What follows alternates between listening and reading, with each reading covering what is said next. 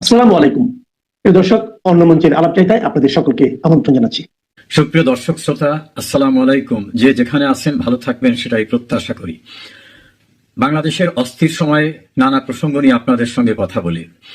গতকাল আমাকে বাংলাদেশ থেকে একাধিক গুরুত্বপূর্ণ ব্যক্তি, যারা সরাসরি রাজনীতি করেন না, পেশার সঙ্গে জড়িত, স্পর্শকাতর পেশায় থাকার কারণে তাদের নাম প্রকাশ করতে পারছি না, তারা বলছেন যে বাংলাদেশে একসময় পান থেকে চুন খসলে, অর্থাৎ কোনো ছোটখাটো ব্যত্যয় ঘটলেই যারা প্রেস ক্লাবের সামনে মানববন্ধন করতেন, সিরডাপে, প্রেস ক্লাবে, তোপখানা রোডে, বিভিন্ন জায়গায় মানববন্ধন করতেন, বিবৃতি দিতেন, কখনো কখনো বিভিন্নভাবে তারা অভিযাত্রা করতেন বর্ডার অভিমুখে, হাই কমিশন অভিমুখে, তারা কি হারিয়ে গেছে?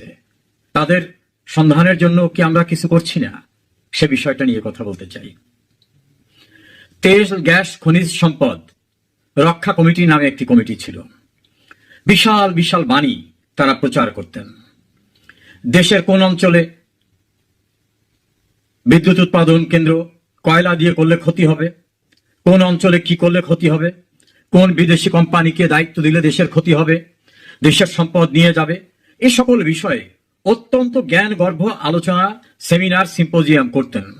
এবং তারা প্রেস ক্লাবের সামনে, জাতীয় জাদুঘরের সামনে, কখনো কখনো তারা বড় বড় যাত্রা করতেন, এই অঞ্চলে যাই, ওই অঞ্চলে যাই, এভাবে। বাংলাদেশের সাম্প্রতিক সময়ে দেশের সঙ্গে সংযুক্ত হওয়া নতুন রাষ্ট্রীয় সীমানার সেন্ট মার্টিন নামে যেটা অধিক পরিচিত, সেখানে যে কাউকে যেতে দেওয়া হচ্ছে না, সেটা নিয়ে যে এত কথা, বিদেশিদের লিজ দিয়ে দেওয়ার প্রসঙ্গ, এটা কি দেশের সম্পদ নয়? যারা বাংলাদেশের খনিজ সম্পদ আহরণ করতে জোর করে ইউনূস সরকারকে সমঝোতা চুক্তি করতে বাধ্য করছে, যারা বাংলাদেশের বন্দরে ঢুকে সুকৌশলে তাদের এখানে ভিত্তি রচনা করার জন্য যে কোনো মূল্যে চট্টগ্রাম বন্দরকে চুক্তির আওতায় নিতে চায়, সেটা কি বাংলাদেশের সার্বভৌমত্ব সম্পদ নয়?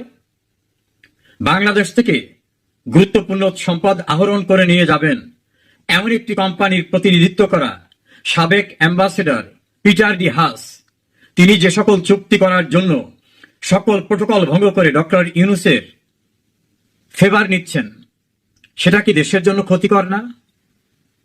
প্রকাশ করা যাবে না এমন যে সমঝোতা চুক্তি হচ্ছে, সেটা কি দেশের জন্য ক্ষতিকর না? বাংলাদেশের পররাষ্ট্র উপদেষ্টা প্রকাশ্যে বলছেন সীমান্ত আমাদের নিয়ন্ত্রণে নেই, অর্থাৎ বাংলাদেশের সীমান্ত বাংলাদেশের নিয়ন্ত্রণে নেই। এটা কি সার্বভৌমত্বের উপর আঘাত না? চট্টগ্রামের এক অঞ্চলে পার্শ্ববর্তী একটি দেশের বিদ্রোহে থাকা গ্রুপ আসছে যাচ্ছে, আসছে যাচ্ছে। একজন রোহিঙ্গা নতুন প্রবেশ করবে না, এটাই ছিল সিদ্ধান্ত। সেখানে এখন একের পর এক রোহিঙ্গারা আবার আসছে, তারা যাচ্ছে, এবং সেখানে সশস্ত্র ট্রেনিং এবং মহড়ার তথ্য আসছে সামনে। এগুলি কিসের লক্ষণ? প্রধানমন্ত্রী শেখ হাসিনা বলেছিলেন, আমি যদি কোনো একটা দেশকে, আমার দেশের একটি অংশকে ব্যবহার করতে দেই, আমার দেশে নির্বিচারে তাদের ঢুকতে দেই, আমি যদি তাদেরকে আমার বন্দর ব্যবহার করতে দেই, বেস করতে দেই, তাহলে ক্ষমতায় থাকতে আমার কোনো সমস্যা হবে না। আমি বঙ্গবন্ধুর কন্যা, আমি সেটা করব না, তাতে ক্ষমতা চলে গেলেও না। এবং তিনি একথা বলছিলেন, বড় একটি দেশ আছে, তারা চাইলে যে কোনো কাউকে ক্ষমতাচ্যুত করতে পারে, ক্ষমতায় বসাতে পারে। আমার ক্ষমতা লক্ষ্য না, আমি বঙ্গবন্ধুর কন্যা, দেশের স্বার্থ বিসর্জন দিয়ে আমি কারোর সঙ্গে কোনো আপোষ করে ক্ষমতায় থাকবো না। তখন অনেকে বাণী প্রদান করতেন, টেলিভিশনে গরম করে ফেলতেন যে এগুলো কিছুই না, এগুলো হচ্ছে শেখ হাসিনার ক্ষমতায় থাকার একটা নতুন করে এজেন্ডা। আজ কেমন লাগছে? সেই জ্ঞানীরা কোথায়? সেই বিবৃতিজীবীরা, সেই বুদ্ধিজীবীরা, সেই মানববন্ধনকারীরা, সেই লং মার্চ যাত্রাকারীরা, তারা আজ কোথায়? তাদের সন্ধান পাওয়া যাচ্ছে না। আবার আওয়ামী লীগ যখন বারবার মুক্তিযুদ্ধের চেতনার কথা বলতো, অসাম্প্রদায়িকতার কথা বলতো, জঙ্গি উত্থানের কথা বলতো, স্বাধীনতার পরাজিত শত্রুদের বিষয়ে কথা বলতো, তখন বলা হতো মুক্তিযুদ্ধের চেতনা এগুলো কিছু না, শেখ হাসিনা হচ্ছে চেতনা ব্যবসায়ী। এই মুক্তিযুদ্ধের চেতনার কথা বলে সে ক্ষমতায় টিকে থাকতে যায়, এই মুক্তিযুদ্ধের চেতনার ব্যবসায়ী শেখ হাসিনা এবং তার দল। এভাবে শেখ হাসিনা এবং তার দলকে অভিযুক্ত করা হতো।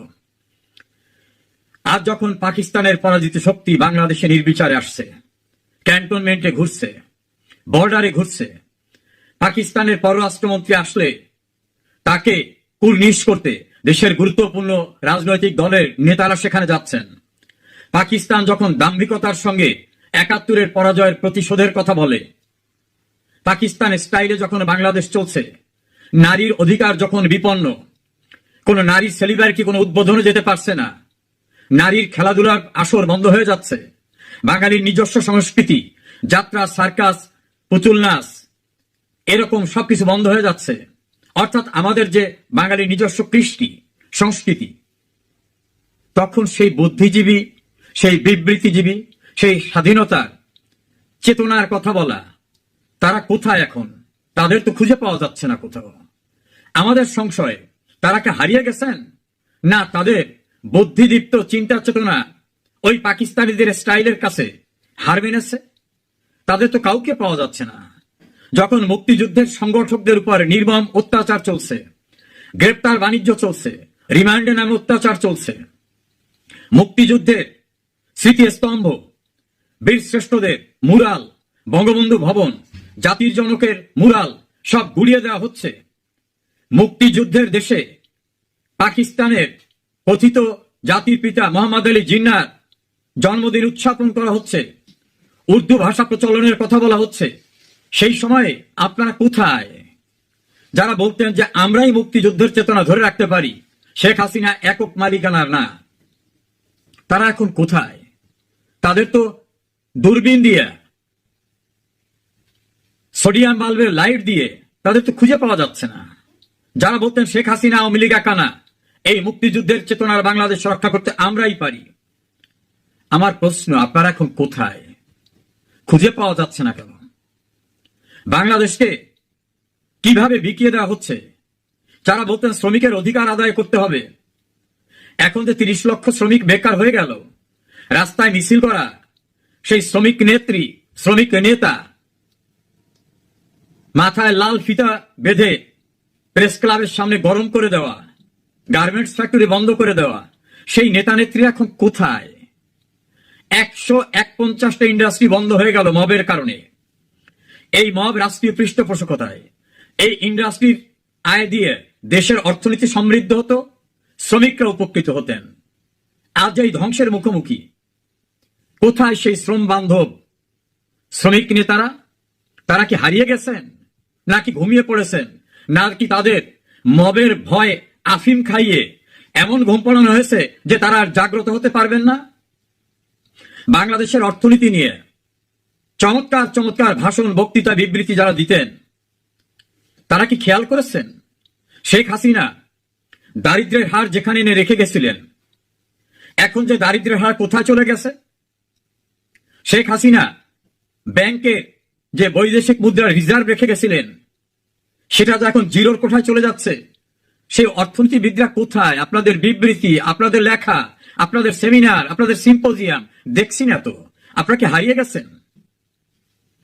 বাংলাদেশের আইন শৃঙ্খলা পরিস্থিতির অবনতি হওয়ার সঙ্গে সঙ্গেই কিছু তথাকথিত বাম নানা রকম ফোকাসই নিয়ে আসতেন তাদের ভূমিকা।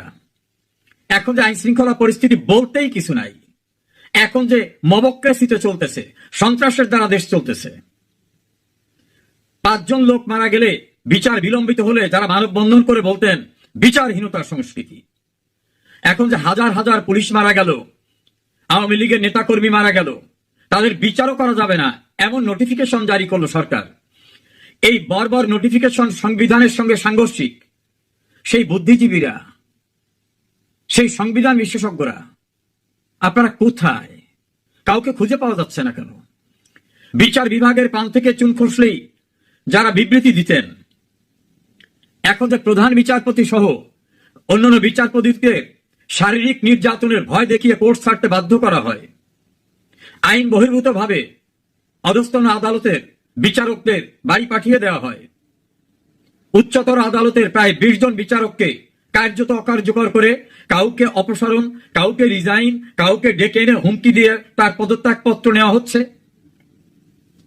বিচার বিভাগের স্বাধীনতার নামে সেদিন যারা সোচ্চার ছিলেন, সেই সুশীলরা, সেই বিচার বিভাগের স্বাধীনতার আকাঙ্ক্ষাকারীরা, তারা এখন কোথায়?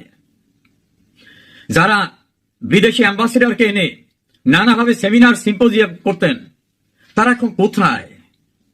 জুডিশিয়ারি কিভাবে আজ্ঞাবহ হয়ে গেছে, কিভাবে কোর্টের ভিতরেও নির্দয়ভাবে গ্রেপ্তারকৃতদের নির্যাতন চালানো হচ্ছে, বিচারকদের কিভাবে আজ্ঞাবহ করে ফেলা হচ্ছে, আইন শৃঙ্খলা রক্ষাকারী বাহিনী বলতে এখন অস্তিত্বহীন, রাস্তায় আর্মি বসিয়ে দেওয়া হচ্ছে, তার ভিতরে মবক্রাসি, লুটপাট, সন্ত্রাস চলছে।